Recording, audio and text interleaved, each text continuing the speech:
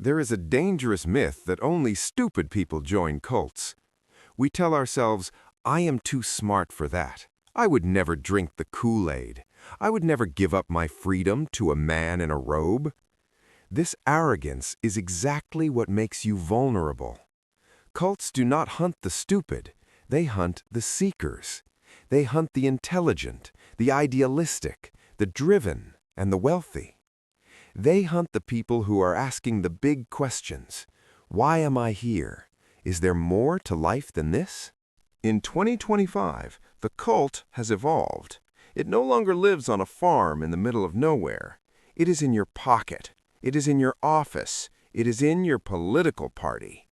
The mechanisms of coercive persuasion, what Hollywood calls brainwashing, are being used right now by marketing algorithms, self-help gurus, and political leaders to bypass your critical thinking and rewrite your reality. The process is biological. It is systematic, and it is terrifyingly effective. It relies on a three-step formula developed by psychologists and perfected by dictators. Unfreeze, change, refreeze. In this dossier, we will dissect the mind of the cult leader. We will expose the love-bombing phase, the confession trap, and the terror phase. By the end of this video, you will not just understand how they do it, you might realize you are already in one. How do you catch a fly? Not with vinegar, but with honey. The first step of indoctrination is not pain, it is pleasure. Excessive, overwhelming pleasure.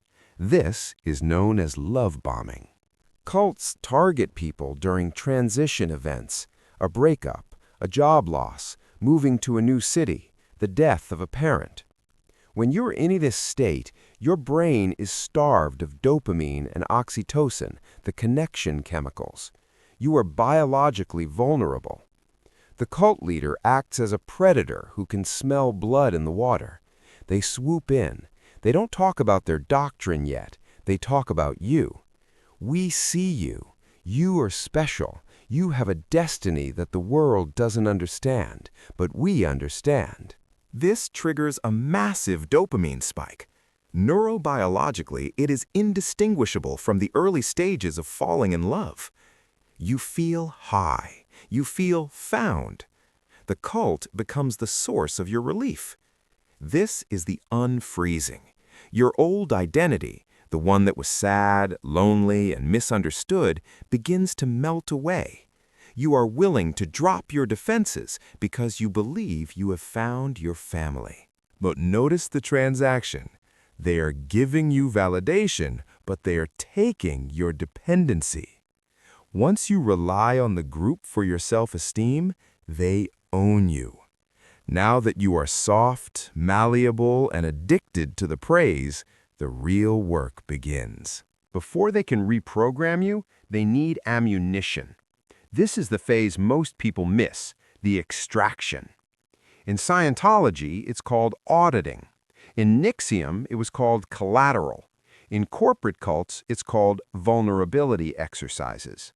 They ask you to share your deepest fears, your darkest secrets, and your past traumas. They frame this as healing. To grow, you must release your shame. So you tell them everything. You tell them about the affair. You tell them about the fraud. You tell them about your insecurities. You think you are bonding. In reality, you are handing them a loaded gun and pointing it at your own head. They are building a dossier on you. This serves two purposes. First, it creates intimacy. You feel close to them because you have been vulnerable. Second, it creates blackmail. Once you have confessed your sins, you cannot leave. If you leave, they hold your secrets. If you leave, they will expose you. The safe space has quietly become a prison cell. Now the leader introduces the condition. To stay in the light, you must cut off the dark. This is step 2, the change. Psychologist Robert J. Lifton called this milieu control. It means total control of the environment. They need to destroy your reality anchors. Your friends, your family, and your critics are the only people who can snap you out of the trance.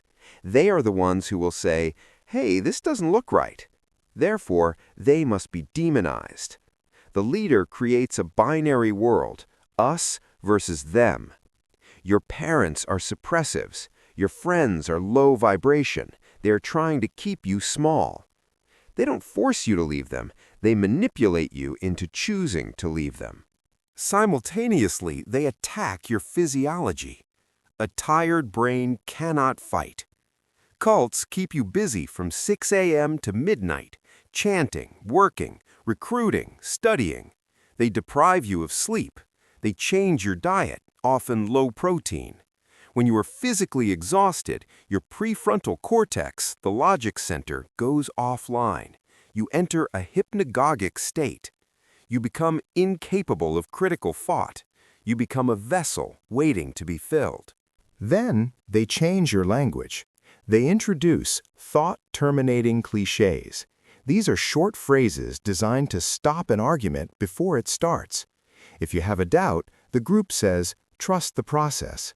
If you question the leader, they say, "Check your ego." "Don't be a victim." "Surrender." These phrases act as cognitive stop signs. You stop thinking and you start repeating. You are no longer an individual. You are an echo. You are now isolated, exhausted, and your identity has been deconstructed. It is time to refreeze you into the new mold. This is done through trauma bonding. Trauma bonding relies on intermittent reinforcement. If a machine gave you a payout every time you pulled the lever, you would get bored. But if the machine gives you a payout randomly, sometimes you win, sometimes you lose, you become addicted. You will pull the lever forever. The leader is the machine. One day he praises you. You feel the rush of love bombing again. The next day he humiliates you. He screams at you. He tells you that you are failing the group. This induces terror. Your nervous system spikes. Then, just as quickly, he forgives you. "I am only hard on you because I see your potential." The relief you feel is biochemical. You begin to associate the source of your pain as the source of your comfort. You stop trying to leave, and you start trying to please. You are constantly walking on eggshells, scanning the leader's face, desperate for that hit of dopamine. You are not staying because you are happy. You are staying because you are an addict. Finally, the sunk cost fallacy locks the door. You have given them your money. You have given them years of your life. You have cut off your family. To admit that it was all a lie would destroy you. The ego cannot handle that level of shame. So you double down. You believe harder. You convince yourself that the leader is right because if he is wrong, then you have lost everything. You might be sitting there thinking, "I am safe. I don't live in a compound. I don't wear a robe." Look at your hand. The modern cult does not live in Guyana. It lives in the algorithm. Social media platforms are designed to function like micro-cults. They use love bombing, likes, shares, virality.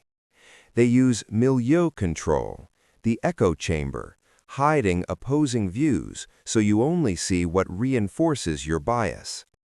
They use thought-terminating cliches, hashtags, slogans, buzzwords. They create a binary world, us versus them. Whether it is a political movement, a crypto community, or a high-value male coaching group, ask yourself, are you allowed to question the leader? Are you told that outsiders are evil or stupid? Are you told that you possess a secret truth that the rest of the world is too blind to see? If the answer is yes, you are in the invisible cage. Breaking free requires an act of immense courage. It requires you to admit that you were fooled. And the human ego hates to admit it has been fooled. It feels like death. But the cost of your pride is your soul. Your defense is critical thinking. Reconnect with the people you cut off. Apologize to them. You need reality anchors. Ask the forbidden questions.